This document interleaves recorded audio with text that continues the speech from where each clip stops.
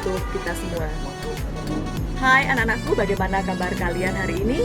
Bu Vina berharap kalian masih tetap semangat mengikuti kegiatan pembelajaran jarak jauh, mengingat sampai saat ini pandemi masih berlangsung. Kali ini kita akan belajar materi tentang ruang dan interaksi antar ruang. Makhluk hidup yang ada di muka bumi memerlukan ruang untuk melangsungkan kehidupannya. Dan tidak akan bisa melangsungkan kehidupan dengan baik tanpa adanya ruang. Untuk lebih memahami materi ini, mari kita saksikan dalam tayangan-tayangan berikut ini. Kali ini kita akan belajar tentang interaksi antar ruang. Berbicara tentang ruang, apakah kalian tahu ruang itu apa? Dan adakah makhluk hidup yang tidak tinggal di dalam ruang? Jawabannya pastinya tidak. Jadi, setiap makhluk hidup yang hidup di bumi memerlukan ruang untuk melangsungkan hidupnya. Tanpa adanya ruang, maka semua makhluk hidup tidak memiliki tempat untuk hidup.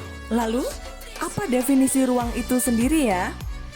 Ya, ruang adalah tempat di permukaan bumi, baik secara keseluruhan maupun sebagian, yang digunakan oleh makhluk hidup untuk tinggal. Ruang tidak hanya sebatas udara yang bersentuhan dengan permukaan bumi, tetapi juga lapisan atmosfer terbawah yang mempengaruhi permukaan bumi. Ruang juga bisa berbentuk perairan seperti laut, sungai, dan danau. Ruang juga bisa berbentuk daratan seperti gunung, hutan, dan gurun. Setiap ruang di bumi memiliki karakteristik yang berbeda-beda. Misalnya, untuk daerah pegunungan, di daerah ini cenderung dingin, sehingga masyarakatnya menggunakan pakaian yang lebih tebal. Berbeda dengan daerah pesisir, di mana daerah ini cenderung panas, sehingga masyarakatnya menggunakan pakaian yang relatif tipis. Komoditas yang dihasilkan oleh kedua wilayah ini juga berbeda, di mana wilayah pegunungan lebih banyak menghasilkan sayur, sedangkan wilayah pesisir lebih banyak menghasilkan ikan. Nah, perbedaan ini yang menyebabkan terjadinya interaksi antar ruang. Interaksi antar ruang dapat didefinisikan sebagai hubungan timbal balik antara penghuni ruang dalam rangka untuk memenuhi kebutuhan hidupnya, karena adanya perbedaan potensi setiap ruang. Selanjutnya, syarat terjadinya interaksi antar ruang. Syarat yang pertama adalah saling melengkapi. Kondisi saling melengkapi atau complementary terjadi ketika dua wilayah atau lebih menghasilkan komoditas yang berbeda. Sebagai contoh, daerah pegunungan yang menghasilkan sayuran dengan daerah pesisir yang menghasilkan ikan.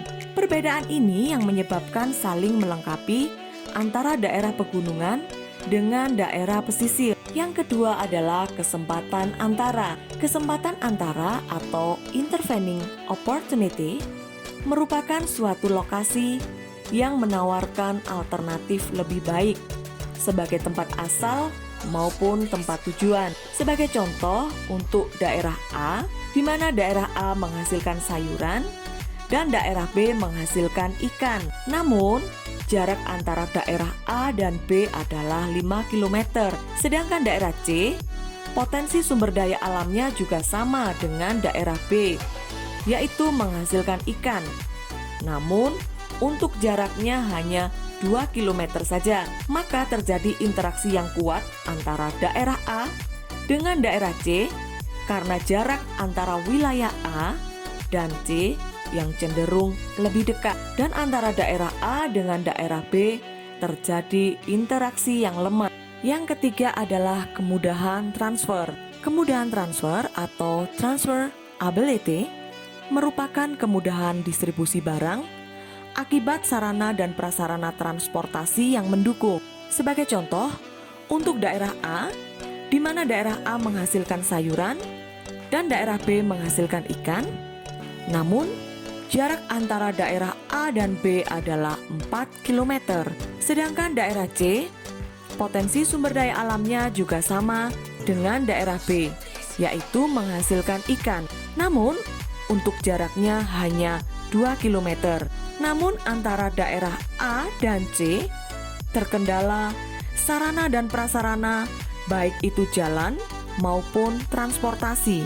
Sedangkan untuk daerah A dan B, sarana dan prasarananya mendukung. Maka, meskipun jarak antara daerah A dan B relatif lebih jauh dibandingkan jarak antara daerah A dengan C, maka terjadi interaksi yang kuat antara daerah A dengan daerah B, dan antara daerah A dengan daerah C terjadi interaksi yang lemah. Berikutnya, bentuk interaksi antar ruang. Yang pertama adalah mobilitas penduduk. Untuk interaksi antar ruang dalam bentuk pergerakan dan perpindahan manusia dari satu ruang ke ruang lainnya. Contoh dari mobilitas penduduk adalah urbanisasi, transmigrasi, imigrasi, perjalanan ke tempat kerja, perjalanan ke tempat wisata, dan sebagainya. Yang kedua adalah komunikasi. Bentuk interaksi ini adalah bentuk interaksi antar ruang melalui perpindahan ide, gagasan, informasi, visi misi, cita-cita, dan sejenisnya, baik secara langsung maupun tidak langsung. Contohnya, melihat tayangan televisi, melihat tayangan berita, membaca buku, dan sebagainya. Yang ketiga adalah transportasi. Transportasi adalah bentuk interaksi antar ruang melalui perpindahan barang dari suatu tempat ke tempat lainnya.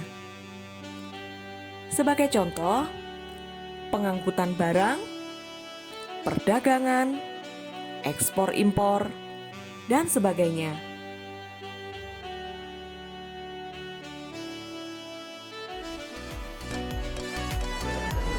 Setelah melihat tayangan-tayangan tadi, bagaimana? Apakah kalian lebih memahami tentang pengertian ruang? Dan apakah kalian dapat memberikan contoh macam-macam interaksi antar ruang dalam kehidupan sehari-hari di lingkungan kalian? Bu Vina berharap kalian bisa melakukan dan bisa memberikan contoh-contoh interaksi antar ruang di lingkungan kalian masing-masing. Jangan lupa tetap semangat belajar dan tetap terapkan protokol kesehatan untuk mencegah persebaran COVID-19 dengan tetap jaga jarak, rajin mencuci tangan, dan disiplin memakai masker. Sampai jumpa dalam kegiatan pembelajaran selanjutnya. Assalamualaikum warahmatullahi wabarakatuh. Sampai jumpa.